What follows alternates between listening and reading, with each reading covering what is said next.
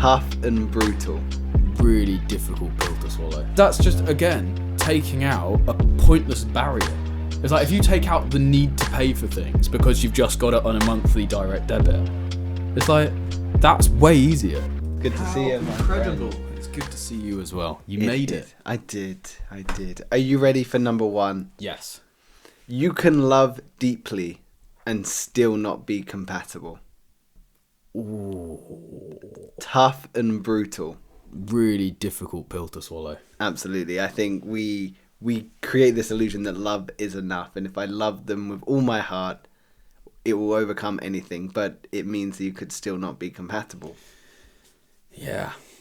So love is chemistry, partnership is alignment. So love is an emotion that you feel, and you can really, feel that emotion. It can be deep inside of you, and you can really have it towards one person, but it still doesn't mean that your values align, your goals align, where you want to be in life, your maybe business aspirations align as well. So do you think, Will, there's an element of your life, someone you've loved deeply and you're just not compatible with, both personal, romantic?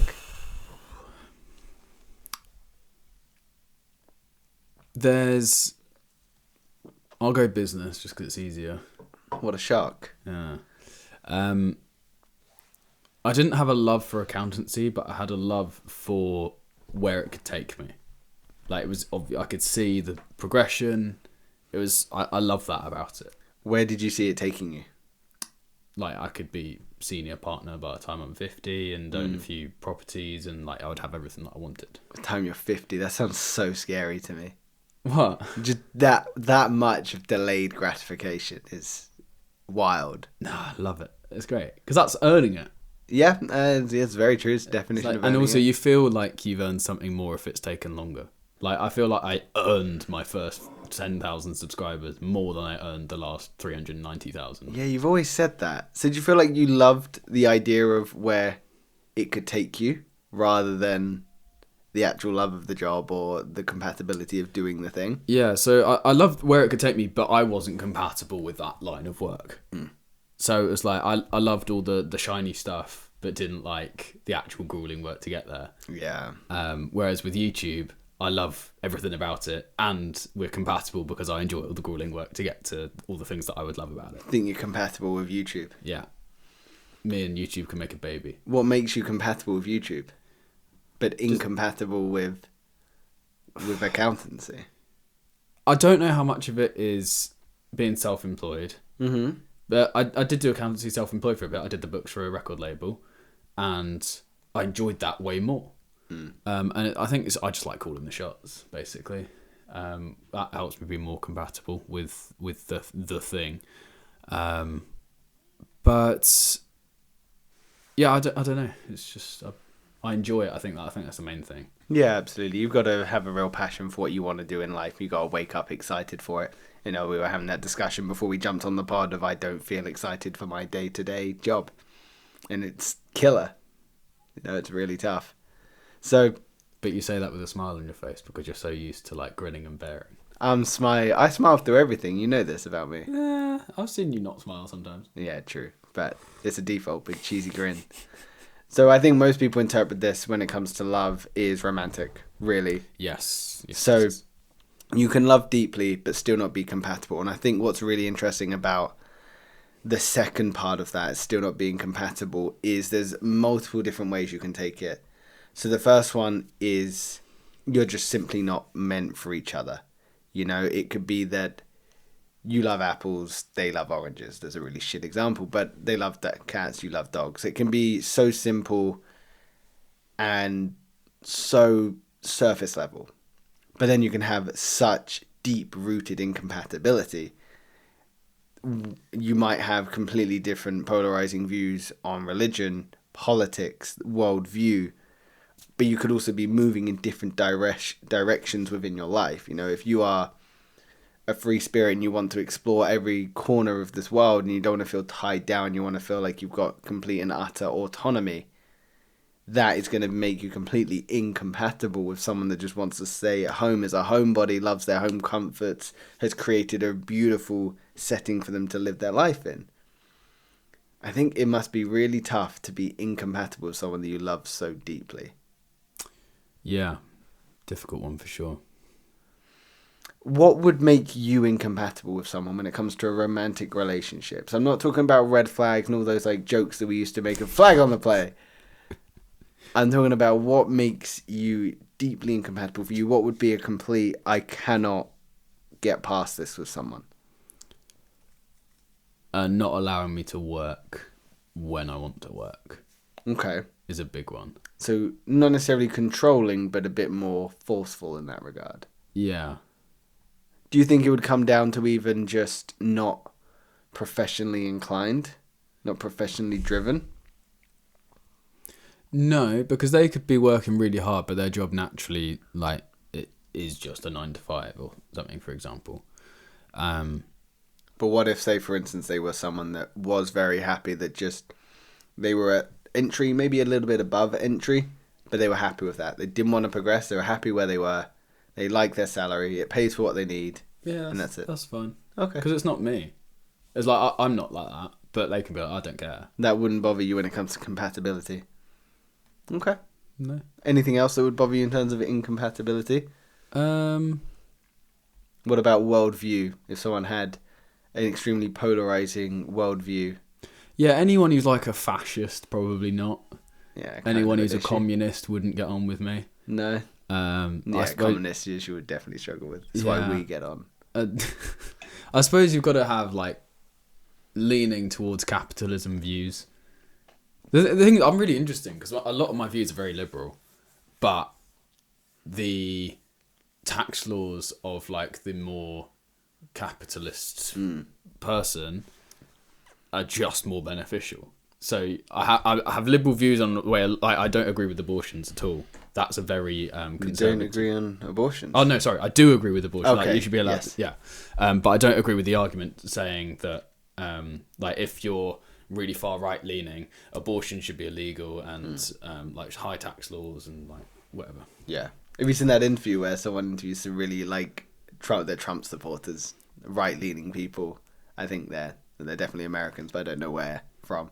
But they're saying, talking about abortion, they're like, and the people say a baby is a baby from the point of inception, and the guys are like, what's the movie got to do with anything? They're like, we didn't say movie. They're like, what's Leonardo DiCaprio got to do with this? And they're like, we didn't say that. They're getting so angry at him, and he's like, but you said it's a human from the point of inception. They went, yes. They went, so what's Leonardo DiCaprio got to do with anything?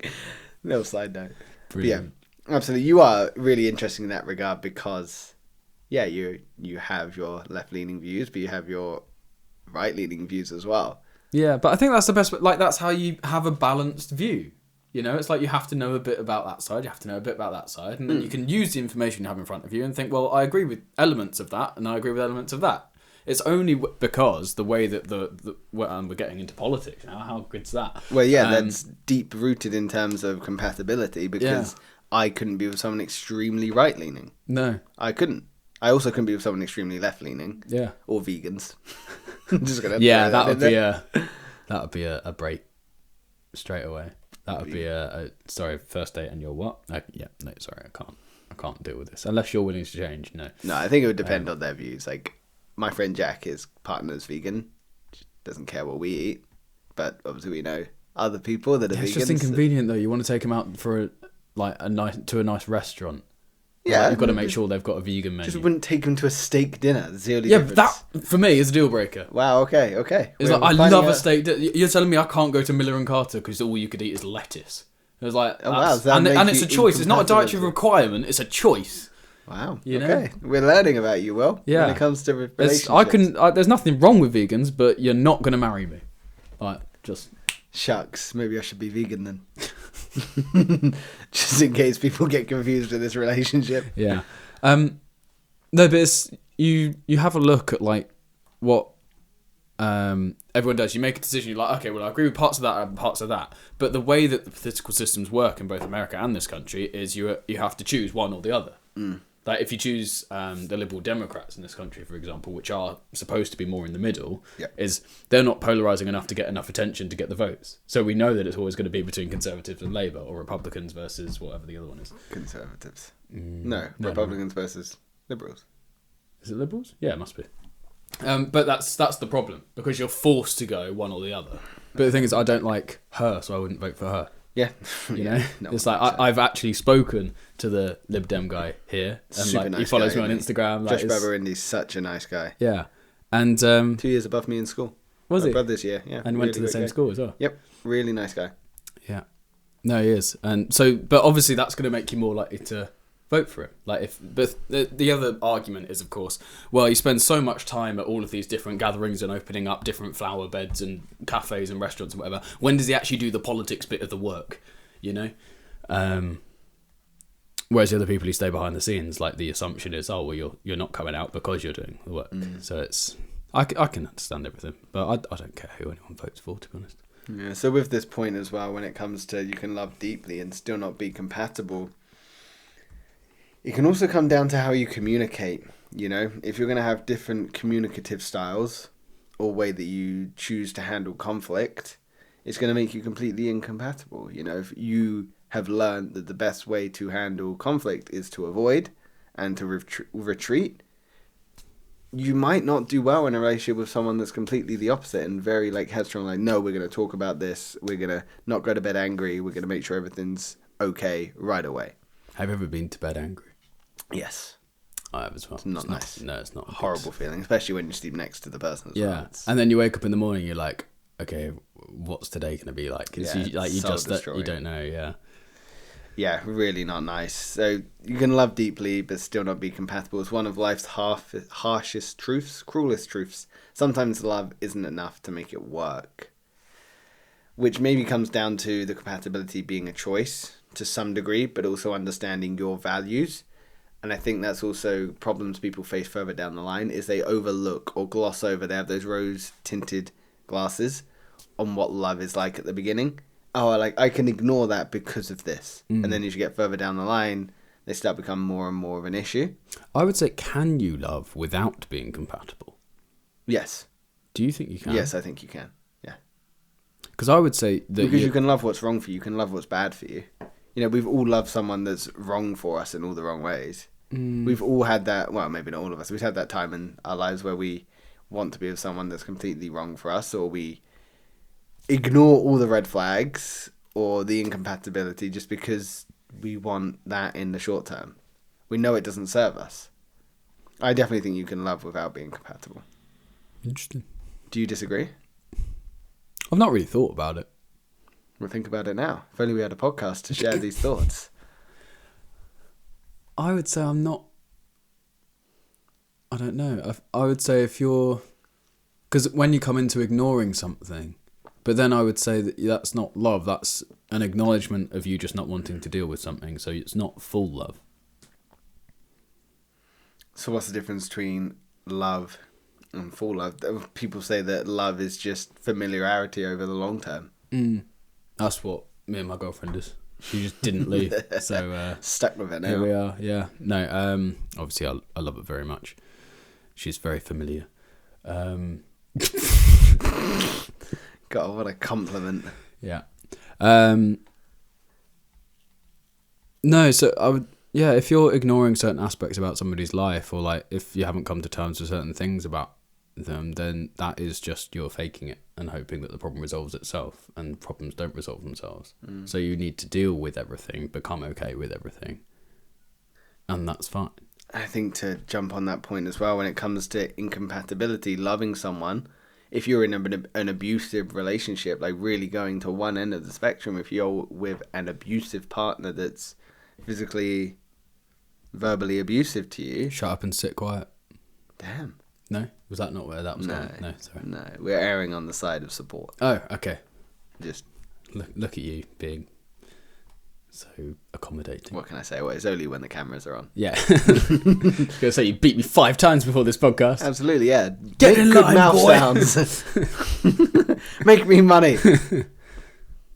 Yeah, because if you're in an abusive relationship, there's so many people think that they get physically abused. The police get called by the neighbours or whatever it might be, and they're begging the police to not take that person away from them. You know, they're deeply in love with them or petrified of being without them through whatever relationship has been created, but they're clearly not compatible. Yeah, difficult one. Yeah, absolutely. So, Will, an interesting, cruel trick that evolution has played. Yes, evolution is quite magnificent. Quite. Anyway. Yeah. So, Will, what we're doing here is the 10 hardest lessons about love. That's what we're doing here. It is what we're doing here. Okay. So I wanted to start this episode with just jumping in, but we're going to recap 10 hardest lessons about love. Again, much the same as our last series that we've been working through. We asked ChatGPT, with all of its access to the entire world, past, present, future, collective intelligence that we have to offer it, access to the brightest minds across the galaxies, to produce the 10 hardest lessons regarding love. It's given us our list. We're going to discuss them. Number 5 and number 10 are unreal. It always seems to save them. It's like it knows we're doing two-parters. Yeah. Saves them. We've just done the first one. Are you ready for number 2? Love is not possession. Okay. So we call it my partner, my person, my love. But love is not ownership. Are you sure? Yes, absolutely. Oh, balls, I've been doing it wrong. I've been owned. So yeah, people very much consider when it comes to love and connection with someone that this is my person. You know, they're mine now. And again, marriage in the olden days was very much passing the woman on from the father to the new husband. You know, that's why we give the bride away. Yeah. And wear collars around your finger. I don't think they're collars, are they? That's what it was to represent. Oh, was it? Oh, okay. Interesting. I said that to Iri in China, and obviously it didn't come across as well when I said that. Yeah, that's an interesting... interesting couple to pass it to.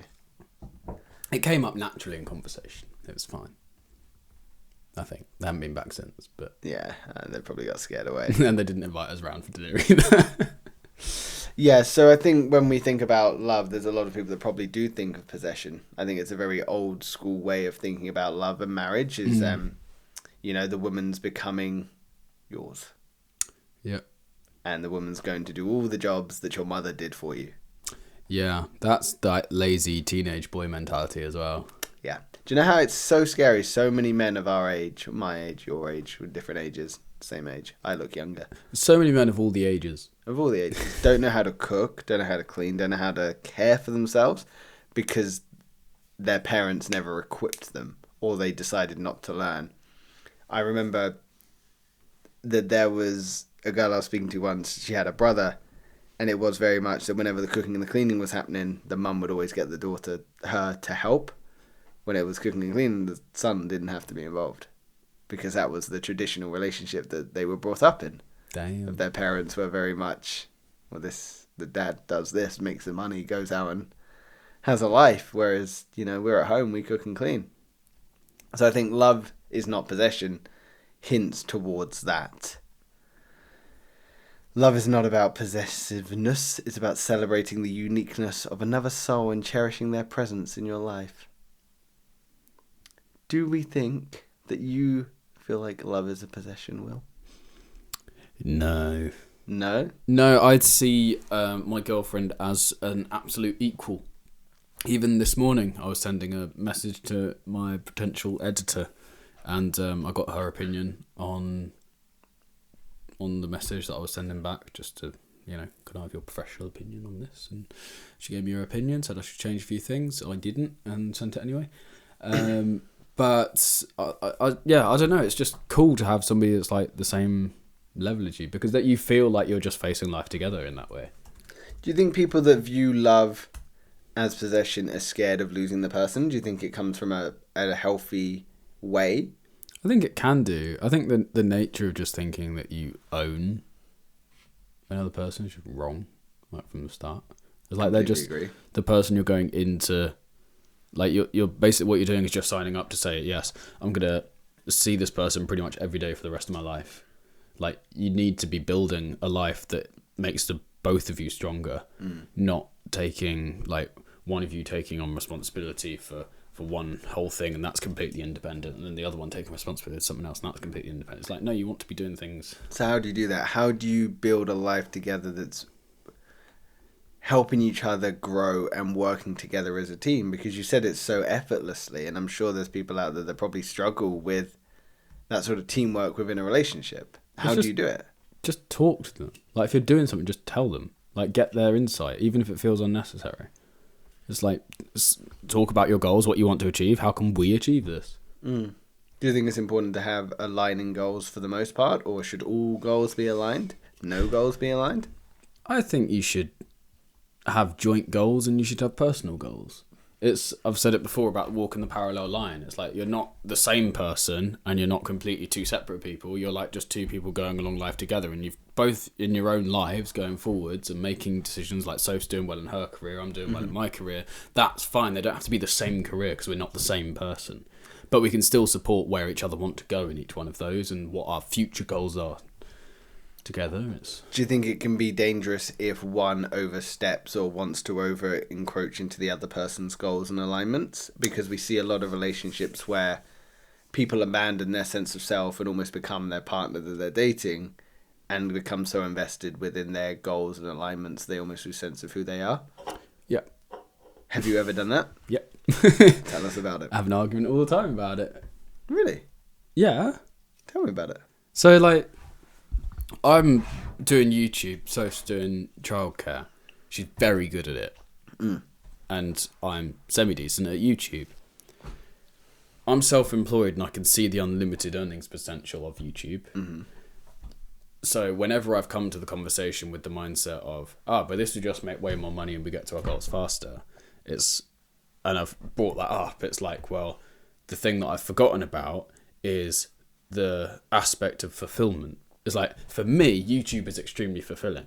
But if Soph was to quit her job and help me do that, that's not fulfilling for her because it's not what she's good at. In the same way as if it was the other way around and Soph was had an unlimited earning potential because for some reason childcare had an unlimited earnings potential, and YouTube was capped at, like, realistically, 100k a year or whatever, then how would I feel about giving up YouTube to go and help do that? It's like, well, I wouldn't do that. So it makes complete sense. So it's come to terms with that. Everything's fine.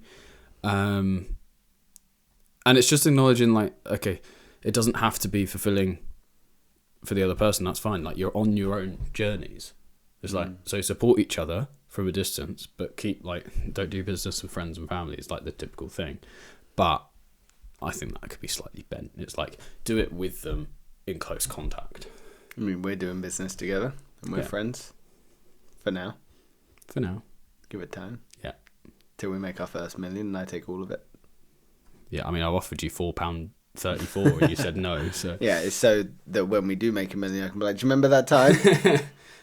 I gave you my 50%, so now it's time for you to give me your 50%. Yeah, it's true.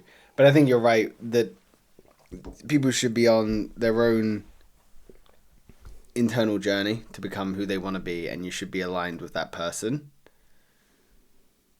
You want to naturally be compatible in the sense that your goals are aligned and you're working towards similar outcomes, or at least outcomes that you can respect and understand.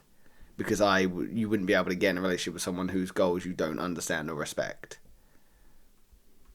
for whatever reason that might be. But then again, when it comes to possession, you might find that someone finds that, well, actually this person's goals are incorrect and I'm going to nudge them in towards mine because, I know best and this is my person, so I'm going to protect them. And it might be with the best intentions in the world. It might be with completely negative intentions, but that's when it becomes possession and people start losing the sense of self within relationships. Do you think it's dangerous to lose sense of self within a relationship? Not as in physically, but dangerous as in you might feel like a shell of a person you used to be. At one day you might just wake up and think, whoa, like, I used to love doing that and now I'm saying no as almost like a reflex. It's like that sort of thing that can, like, eat away at you. Yeah, I don't know. I think losing sense of self in a relationship is really dangerous, personally. Reason being is the person you date at the beginning, you're going to portray who you are as authentically as you can. And that's the person they fall in love with. And that's the person they fall in love with. Yeah, exactly. And then as you get further down the line, they're going to stop doing those things because, they're going to lose their sense of self. They might adapt to be more of what they think the other person actually wants them to be. Have you heard that Chris Williamson suggests that when you start seeing someone, you should be unapologetically, as much as you can possibly be, authentically yourself, almost over the top authentically yourself. Yeah. So that way the person knows exactly who you are. There's no grey areas and there's no like, oh, maybe they'll change. It's like, no, this is who I am. This is who you're getting. Yeah. And that's quite scary for a lot of people, but I also think then it can create more space within the relationship for people to be themselves. If I'm comfortable and rigid in who I am, then that person should hopefully have space to feel the same for themselves.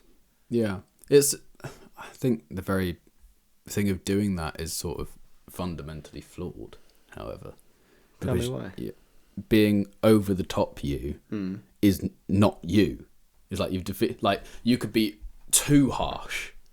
If that makes, like, for example, if the way that I work is I work when I can, and if Soph's home, then I'll adjust my schedule so that I can spend time with Soph, and I'll do work. Sometimes she'll be here and I'm working, like now, for example, but it's like then we'll do other stuff together later and it'll be fine. But if I was just to be like, no, super authentically Will, I'd be like, oh, no, I'm not spending time with you today. I'm just working. Yeah, I'm never going to see you because I'm working. Yeah. It's like, that's too far. It's like the reality of the situation is you need to know how much my work means to me, but I'm still going to allow as much time as I can to spend time with you. Like it's like a softened version of that. Yeah. And that's fine. It's like, also, if you want to be in a relationship and you do have that mindset, it's like, what you're saying is you want to be with a person that you're never going to spend time with. Yeah. It's like, that's just dumb. Do you think it's important that relationships spend all time together? Not all the time. I think it's important that you've got definitely your own goals and you've got like your own little side quests to go and do. But yeah, I mean, it's important to, I think, start and round off the day together. Nice. I think that's important. It's not something that I'm able to do currently because Sophie works stupid shifts. But I've told her that and she knows and she doesn't care. But, it's, yeah, wake up in the morning, make a cup of tea, go to work, come back, round off the day, play a bit of Mario Kart. I suppose that assumes you're living with the person. Yeah, I mean, if you're with somebody, you should probably live with them. You should probably marry them. That's how it works. Probably. That's how it goes. Ironically, we've been touching on point number 3, Will, which is we? really cool. Yeah, so we've been crossing and blurring some lines, which is unacceptable. I've been letting us slack. I should have kept us on the straight and narrow. So you're going to have to repeat yourself. Apologies, listener. You're going to hear a lot of the same things Sorry, again. Connor. I also don't know what camera to look at. There's multiple. I'd look at the big one. I bet you do. The big camera. With the huge overhead lights. Yeah, these are so cool. Yeah, it is cool. It doesn't feel as... No, it's much better today. Yeah, I don't feel like I'm getting sunburned on my retinas. Are you ready for number 3? I did look so tanned on that video. You did, so yeah. I'm not afraid to show off. I've got my arms out today. You did train today. I did train. Big biceps. Look at that. Damn. Is she flicking? Yeah. It's that little one there. Yeah, I'm impressed. Yeah. I don't have biceps. I barely train my arms. It's upsetting. I seem to grow naturally on my triceps quite easily. That's like my muscle that I can grow. Mine are quads. Yeah, your quads are like Quadzilla. Yeah, I'm very proud of my quads. Yeah, I would be if I was you. In fact, I'm envious. Oh, look at that. Of your quadriceps. Thank you. Which I think, correct me if I'm wrong, but should be called quintriceps. Why? They found a 5th muscle in there. Did they? Where? Someone. Let's dig around. Yeah, they found some piece of muscle tissue that they think should now be considered the 5th thing. But that throws a lot into question, obviously. Such as? Well, you've got your bicep, 2 muscles. Yeah. Tricep, 3 muscles. Yeah. Quadricep, 4 muscles. Like 2, 3, 4. Yeah. But there's 5 there, so it's 2, 3, 5. So that where's number 4? How are we ever going to know? Does your trapezius have 4? Traps? I don't know.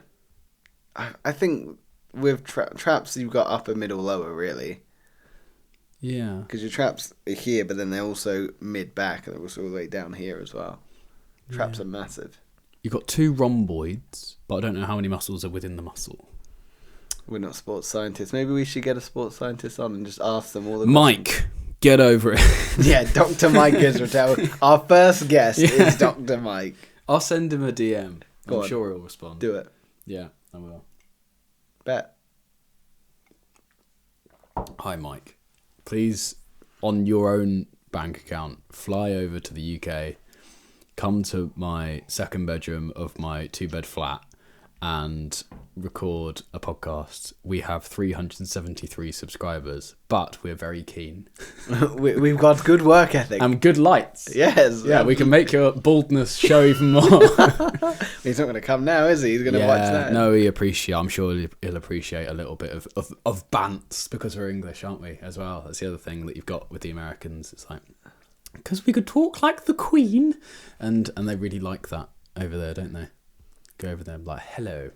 They do. I just lunched with X, Y, and Z. Who's that? Well, not A, B, and C, let me tell you that much. Okay. Right. Went a little bit off topic there. Yeah, so number 3, Will. Again, I've told you we've crossed some lines. Love requires letting people be who they are. Yeah. You're shaking your head like you agree with it. Yeah, so in life, you're on 2 parallel... I've heard that before. Yeah, have you? Yeah, no, it's a great one. Some dickhead said it. Yeah, he's proper idiot. What a loser. Yeah, but it's important. I feel strongly about it because I think so many problems occur in relationships where just one person isn't chill. Isn't chill. Yeah. Expand. Like, you've just got to be cool with, like, you accept the fact that your partner is a human. And humans like to do things I that hope your are partner's sometimes, most of the time, sorry, your partner is a human, you're right. Yeah, your partner's a human. And I identify as a fridge. that's absolutely fine. I'll put my beer inside of you. Please do. That made me feel uncomfortable. You took it there, mate.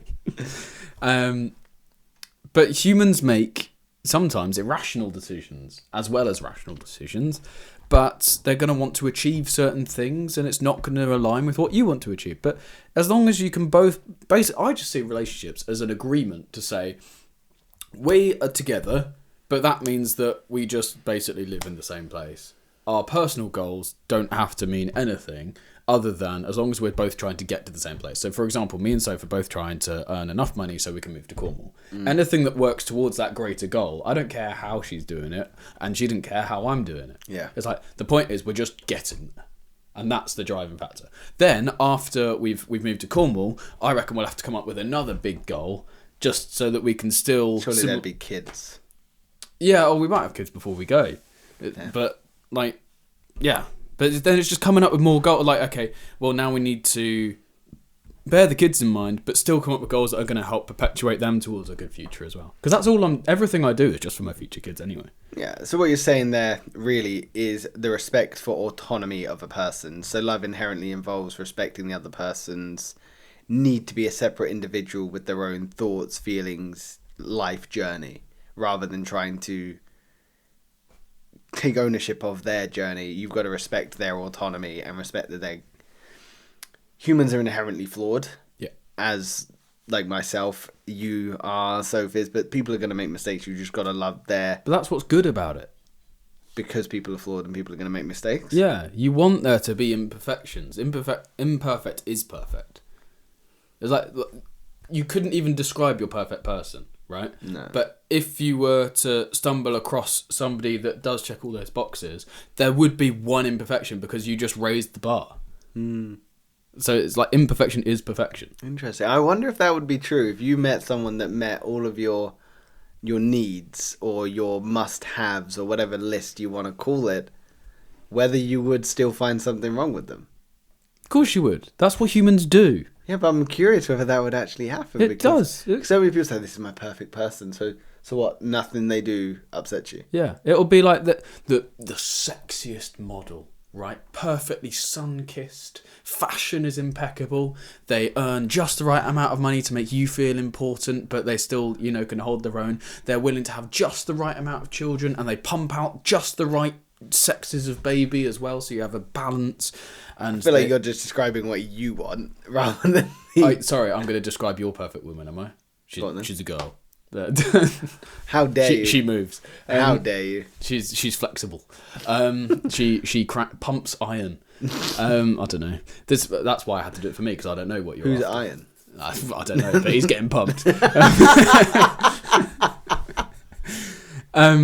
And then, but you learn all of that, and like she buys this stuff, and then she can't drive. Such a weird one. But it's like it's an inconvenience. Doesn't know how to drive, but just can't drive. It's like an Asian. It's been a while since you got me, and you got me. Hey, come me. Well done. I'll put that in my star chart. Yeah, star chart. I've got a star chart for my cleaning, yeah, and I'm gonna add a column now. It's like made Connor laugh. You should. And once I get to 10, you've got to buy me something. I'll buy you a Huel. Yeah, nice. Speaking of Huel, down in the description we've got a link to get your money off. My favourite is berry. Your favourite is chocolate. Chocolate or cookies and cream black edition. I think we agree on that one. That's Yeah, good. We'll promote that. Cookies and cream black edition. Go and get that. If you struggle to get your meals in throughout the day, as I do, last night I didn't have dinner until 9:30, 10. Because I didn't eat before you came around and we did the podcast, and then it was like, whoa, I've just spent hours cleaning my disk cache space. So basically, just go and get some Huel. It's quick and easy. It's nutritionally complete, meaning that you don't need to worry about getting your fruit and veg from elsewhere. And yeah, you can still work while you're drinking it. Huel, give us free shit. Oh yeah, also Huel, I've run out of free stuff. So also, if you send us more free stuff, I can give some away to some people as well. Love requires letting people be who they are. Most heartbreaks come from not who someone is, but who they hope they would become. So really, the expectation that you put on someone else of who they could be. In reality, you've got to love someone for the authentic version that they're giving you. You might love someone with the hope that they might change. There's so many relationships you hear where someone got in a relationship with someone else that is going through a really hard time or has a substance abuse issue or any other list of things, and you're like, I can change them, love is strong enough, we can come through this together, let me support you. And in reality, that might be legitimately who that person is, and you've got to love them for who they are rather than the expectation of who you think they're going to become, because really that's where disappointment comes from. It's when what we want happen meets reality. I told you. That's so annoying. That's right. Where we are, what we expect to happen meets where we are, and that's where the disappointment is. So, do you think you're becoming who you should be? And do you think Soph loves you for who you are? I really hope so. Otherwise, this is not going to be fun to look back and watch at. I feel like I've been pretty... Interestingly, because Soph caught me freshly dumped and freshly fired, I've got to build my life completely with her, which has been an interesting thing. But I've said basically from the start, I'm just doing YouTube all the time, and I'm trying to get pub gigs, and I'm learning about business. I'm trying to do better. Have you been in a relationship, or has Soph ever tried to change you as a person? No, not really. She didn't care. Last relationship I was in, they did. But for the better. Connor, give it to them. Get a 9-to-5 job where you have to wear a suit every day and just talk about numbers. That was definitely not what she said. No, but it was about I needed to get off the substance I was on. That makes sense. Yeah. But there were other things in some regard. But again, most of them were all positive. She wanted me to be a better person. So I do wonder if maybe there was an element of she loved who I could have been, or maybe who she hoped I'd become. I don't know. Ultimately, that's a grasp at straws, and the relationship ended for whatever reasons it did, and I still got a lot of love and time and care for her as a person. Wish her well. But when it comes to love, the deepest form really isn't trying to change someone. It's seeing them for who they are and still choosing that person. So we got here, acceptance is the highest form of affection. Because really, when people thrive and grow the most when they feel accepted for who they are, rather than feeling pressured for change. Because change has to come authentically yourself, doesn't it? It can't come from an outside source. Yeah. I might tell you to dress better every day, but unless you want to do it, you're not going to. Exactly. You can tell me to go to the gym. Yeah. Not going to happen. Another example of acceptance. I gave Sophie a hug last night after she came back from work. She let out the best ripper of a fart. Like 5 to 6 seconds. How hard did you squeeze it? No, I didn't. It was the sigh that came before. It was like it's absolutely incredible. She'll be very pleased I've added that into the podcast. I'm going to get a slap, but it's worth it. She's going to come barreling into the room. Through the wall. There'll be a Sophie. Not the Kool-Aid man. Oh, yeah. This is some of our best jokes. We can't talk about love without laughing. It's true. Says more about us. Live, laugh, love. No. No? No. Live, laugh, die. Yeah. Anything else about letting people be who they are, who they want to be? Because really that's all love is letting people be who they want to be. It's acknowledging the fact that you don't know what's best for the other person. What if you think you do? Well, that's the issue. But I think it's just accepting the fact that despite your best judgment, and obviously it's okay in an open and honest relationship to share your opinions, but if they still decide to ignore it, that's fine, because you haven't lived through their life, so you don't know their perspective on things, you don't know really how they're feeling about something. So it's just being okay with the fact that this is a person, they're going to make a decision, and whatever decision they make, I'm going to support. Yeah. Whether I think it was right or wrong is really irrelevant. I suppose that's where love and respect comes in, but arguably more respect that you may not have chosen that choice that they've chosen to make. That's a lot of words. But you've got to respect their autonomy to have made that decision and support them with whatever outcomes may come, even if they're wrong. Yeah. Which 9 times out of 10 they are. But also you'll probably find that they make different decisions more often than you'd think. Like, you would make one decision A all of the time, and they're choosing B more often than A. But that's to be expected because they are not you. Pause there. Oh, bit of fluff. Thank you. Also, we've done this very well, that this is my good side. Yes, I would have said something earlier if it was that side, or I wouldn't have noticed. You're fine on that side. Thank you. I also pulled something in my neck. It really hurts. What, just then? No. Oh. I woke up this morning. I was like, I slept too much this morning. Not fit for life. Are you ready for number 4? Let's do number 4. Let's do number 4. The quadricep. Ooh. Real love starts after the illusion ends. Real love starts after the illusion ends. This is where most breakups start as well. Yeah, I think so. I think you're right because, you get that honeymoon period, don't you? Really, this is what it's referring to, is in the beginning we fall in love with like projection and what we think everything's going to be, almost a reflection of what our desires are going to be for that person in the relationship. And eventually that illusion will start to fade because you start to get into the real honest and open communications that come with relationships. And that's when you've got to then start making the more difficult choices to choose love. So let's talk about illusion ending. Do you think there was ever really an illusion around the relationship with Sophie, or was it constantly like, you know what, I see this person for the authenticity they're giving me and that's the person I'm going to choose? Or was there a honeymoon period? I just think we just hit the ground running. Hit the ground running? It's just, yeah. Literally. Oh, yeah. It's like, I think honeymoon period implies that there's no bad bits. Really, and like we had our fair share, so but that's fine because I feel like when you have an argument with somebody, you get to know them better.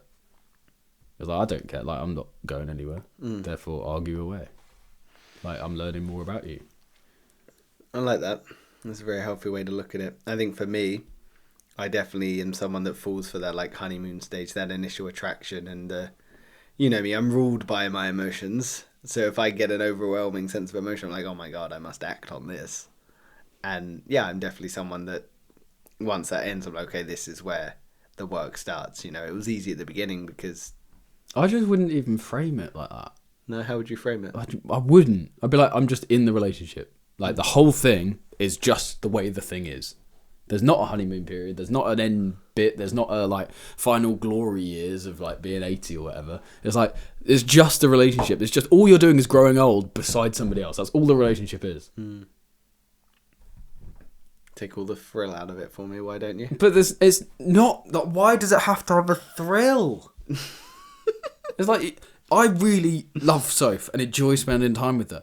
And it's like, I've decided that is where my life is. Mm. And I keep my bumps pretty shallow. So it's just... And then I'll die and, I'll have kids and grandkids and nobody will remember me. As we learned in the last episode. Yeah. It's like... And that's fine, Why does life have to be like... People who just chase the honeymoon period all the time. It's like, I don't understand that. It's one way to live, sure, but it's like, do you think any further ahead than 6 months? It's like... But we have people that are serial daters, aren't we? Like, they chase that initial romantic connection rather than committing to the long term. So they prefer that honeymoon phase, that rush of emotions, because that's what it is. You're getting that initial attraction.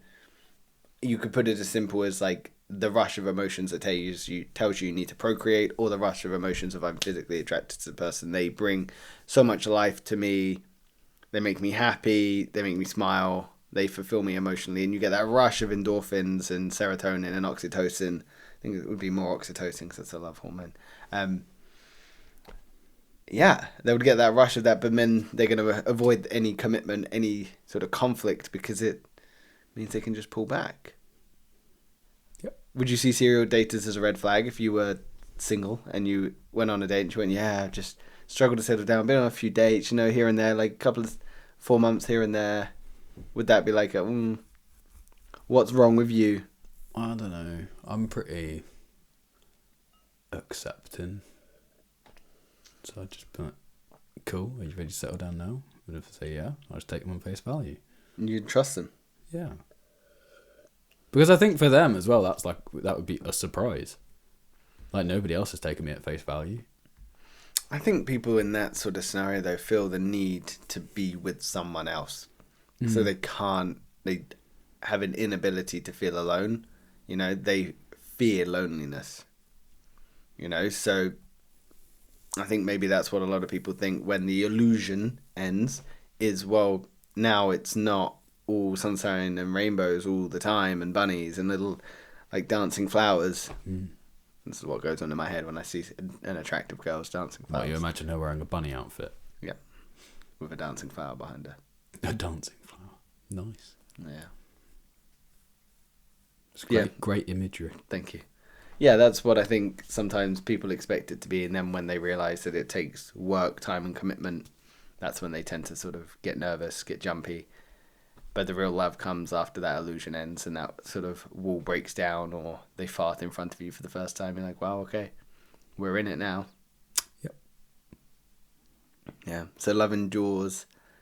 Love that endures is born after the fantasy dies. The real work begins when that mirror shatters and the other person shows their full humanity. Yeah. But that's my favourite bit. Mm. I find, like, the mundane way more exciting than the fun, exciting start.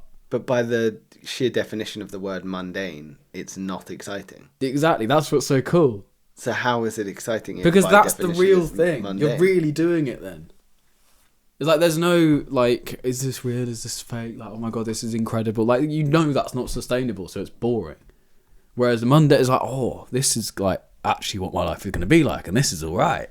And that's just, it's kept going, and then it's, hang on, that's another year's just passed, and like, whoa, it's still great. The thing where you're describing there is you're practicing gratitude for the relationship, because in reality, like you said, you've got to that point where you're going, wow, this is what life is going to be.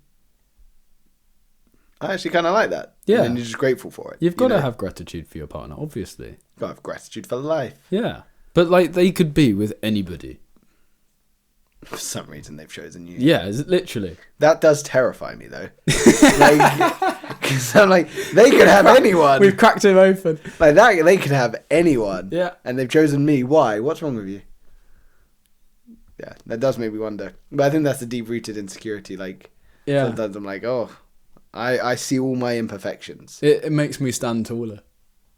It's like, out of all of you, I'm the mug that she's chosen. So deal with that. You don't need to be attractive. You don't need to go to the gym all the time. You don't need to be successful. She chose me before all of that. See, I agree with that once you're in the relationship. Once you're outside the relationship, I find it quite scary. Because it's like, well, I see all my imperfections that I'm going to bring.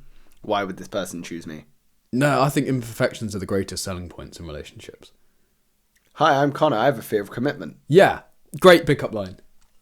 Yeah, okay, I'll try that next time I'm on a date. Girl in the gym, try it. I'd walk up to him and be like, hi, you've never met me before. I've stared at you a few times, but I just want to let you know I have a fear of commitment. Do you want to go out sometime? How good, because that gives you vulnerability and honesty, which is what a relationship is. She'd be like, 1, who the fuck are you? 2, stop staring at me. 3, no. But then try it on the next person, because I'll say yeah. When she walks in, I just wait by the door. Yeah, where's the next one? Okay, yeah. God, you're running late today. You're normally here by 5 past. It's now 6 past. I do wonder if you wouldn't have this, but like you see the same people at the gym. I do wonder if I see some people. I do wonder if when I don't turn up, they go, oh, where's him today? Where is he? Yeah. And then I turn up, it's you. I got the same thing on when I was going to school. Like you see the same people who are adults who cycle to work, whatever. You see them every morning. It's like, oh, there's a bit of familiarity. Yeah, this is it. Well, number 5. Hey, we got there. This is the exciting one, right? This is the exciting one. Hey, let's go. I think it's great. Are you ready? Love exposes your wounds. A healthy relationship doesn't heal your pain, it reveals it. Oh, I don't know about that. See, I'm going to tell you why I agree with that, and you're going to tell me why you disagree with it. Yeah. But I also disagree with it at the same time. I'm going to go first. That makes sense. Because I'm on a flow. Please explain. I will. So, I think when you're in a healthy relationship, you're going to show your complete, authentic vulnerabilities.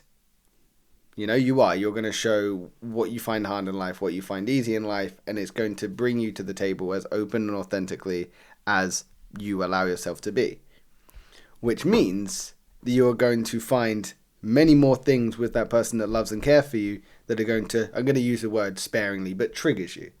I know that's a very powerful word, and a lot of people have adopted it for bigger, more powerful things, but things that sort of trigger you into feeling a certain way that's going to expose previous insecurities, previous traumas. Because you're with someone that knows you the deepest, they're going to be able to find those buttons quickly and easily. So it's going to reveal your pain. It's going to reveal where you need to do the work. And the reason I disagree with it is because a healthy relationship would then allow you to work through it together. It's an invitation to work together. So why do you disagree with a healthy relationship doesn't heal your pain, it reveals it? No, I agree with that. Okay. It was the line under that. Yeah, no, that's the one. Yeah, love exposes your wounds. You agree with that. A healthy relationship doesn't heal your pain, it reveals it. Oh, yeah. No, it does help your pain. Of course it does. Because it's like you have a shoulder to cry on. You have somebody to talk it through. Like, basically, a relationship is free counselling. And you get to have sex at the end of the day. I was going to say this is free counselling, but we're not having sex at the end of the day. Rarely. Not that I'm aware of. No? Oh, okay. I suppose you've never had a 1,000 subscriber party. I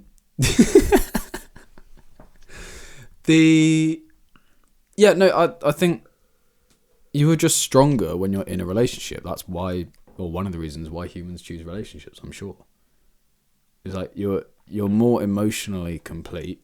You're more open to, I don't know, just sharing your feelings in general. But the closer you're going to get to that person, the more your hidden fears are going to surface. Because you're going to have your complete authentic self on show. But I also don't know if I can comment on this because I don't think I have that many hidden fears or any. I'm quite good at cutting off previous traumas or whatever, and that's just done. It's like, I just don't let it impact me. You just put them in the bin, as you said. Yeah.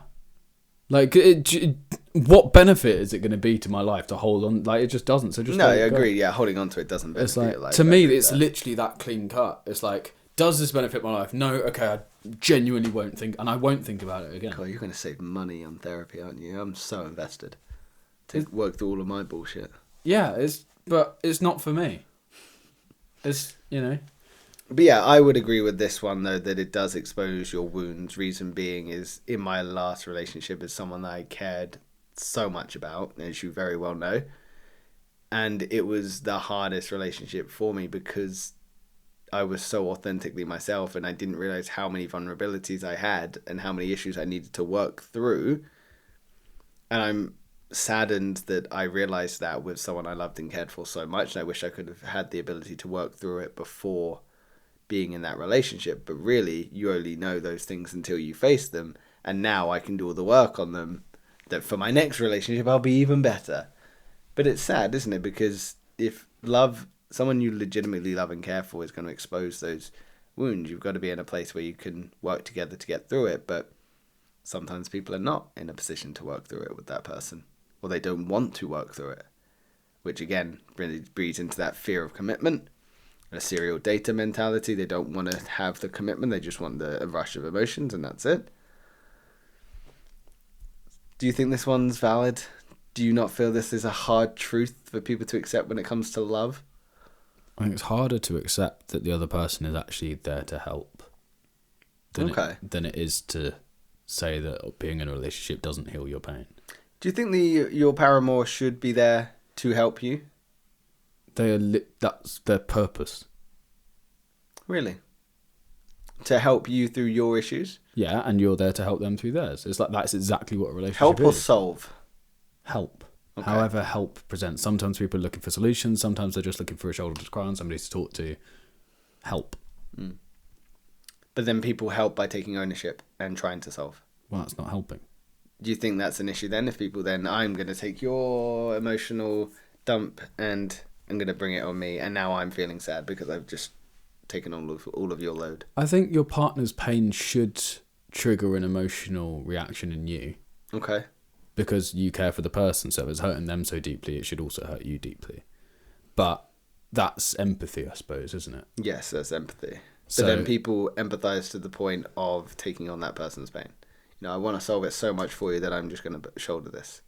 But that's just silly. Yeah, I would agree, but that's a lot of what people do, is they then become codependent.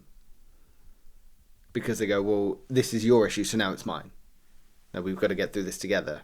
You know, that's where codependency comes from. Have you ever been in a codependent relationship? No. I think I was when I was very young. Like, some of my first relationships were very codependent. I think probably with my first big serious relationship, you know the person. But not as an adult. I think I fear codependency now because I've learned to be extremely independent. That codependency terrifies me. Do you know what else terrifies me? What? Commitment. Yeah. So I was just about to say, being independent is an attractive quality. Yeah, when you're trying to attract a mate. Being afraid of commitment is less attractive. But if you're open to sharing that vulnerability with them, which is what I was saying earlier, then they'll respect you for it and then want to help you. And if you just go into it as like the mindset of going into a relationship, if you're just like, yeah, like I'm happy for you to be the one, like, and I'm just gonna give my all into it, then you can't lose. It's like you go in, and then what the worst thing? You're turning up the right way, but then you've got to hope the person's matching you. Yeah, but that's just selection. So I just find this is why I don't know.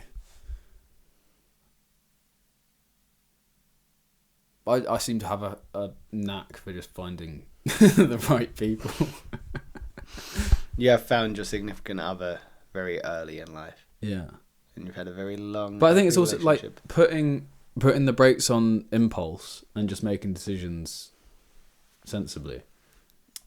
Impulse is really just emotion, isn't it? Yeah. It's a rush but it's of emotion. Like, Soph and I could have moved out earlier. We could have, I don't know, been married already. We could have had kids already. It's like, well, you put the brakes on those impulses, despite it being what you both want long term, because relationships need to mature to the point where it's got to that stage. Otherwise, you're just jumping the gun and everything's very unstable. So just putting stability first. Yeah, you can't rush stages of a relationship, really, can you? It's like if you're building a house brick by brick, you don't want to just skip ahead to the roof. No. It's... Yeah.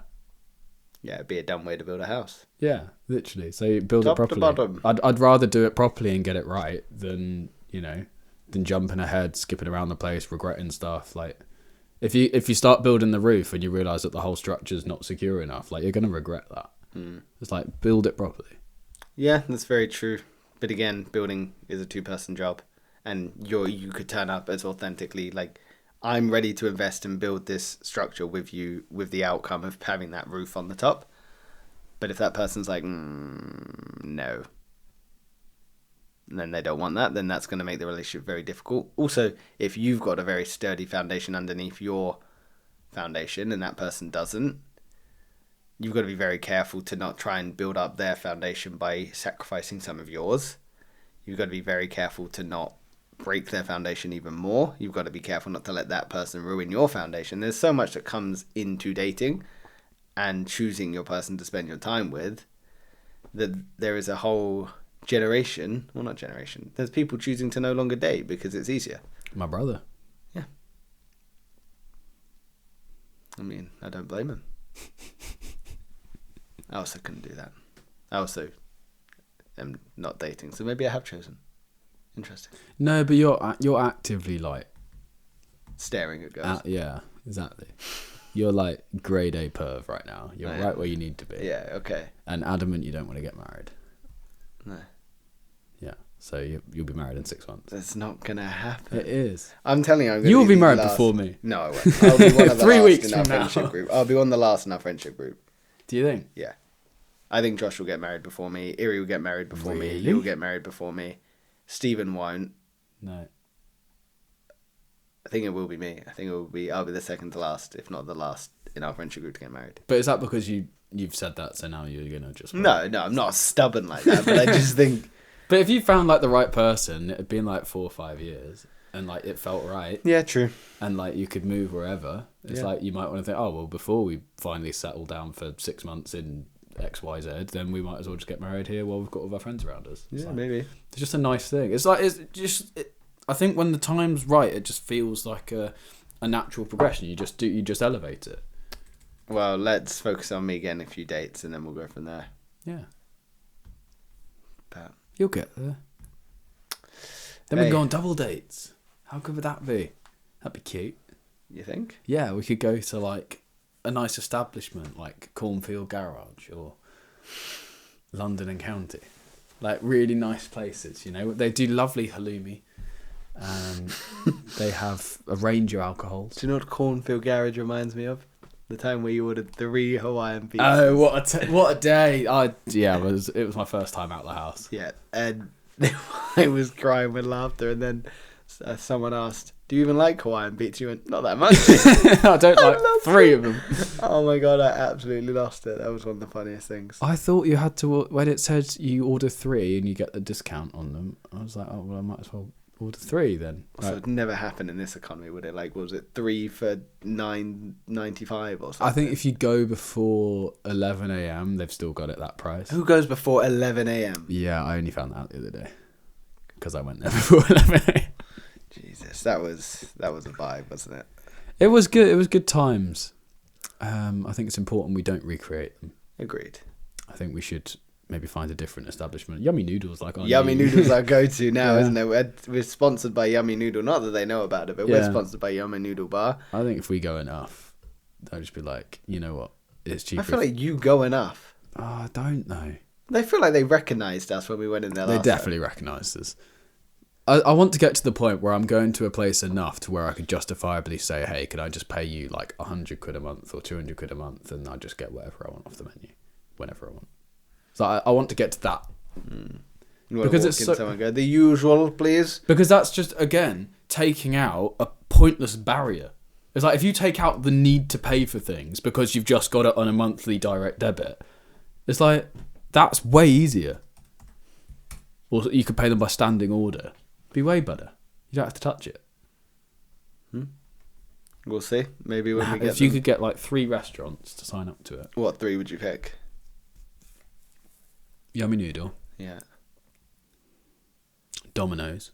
Okay. They would never sign up for it, but hypothetically, Domino's. McDonald's. Healthy.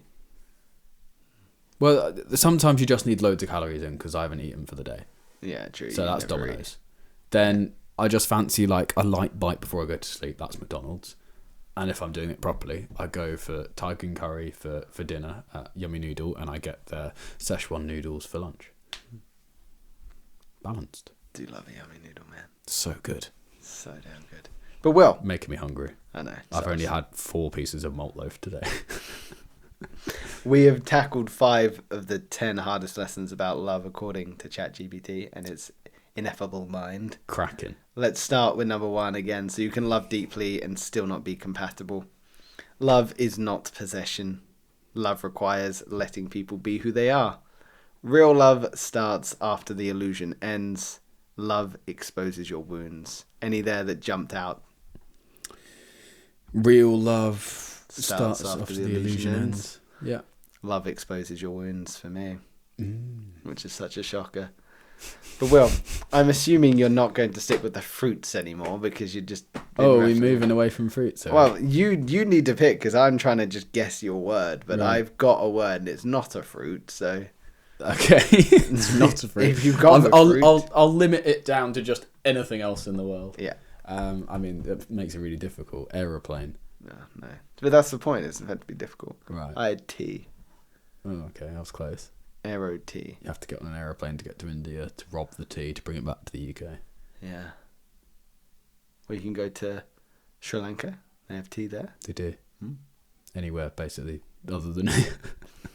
If you have enjoyed this episode, please subscribe. We're trying to get to 400 as quickly as possible. Also, check out that video there because that has been designed for you using the YouTube algorithm. That video has been selected to be shown to you. So, yeah. Wonderful. Bye.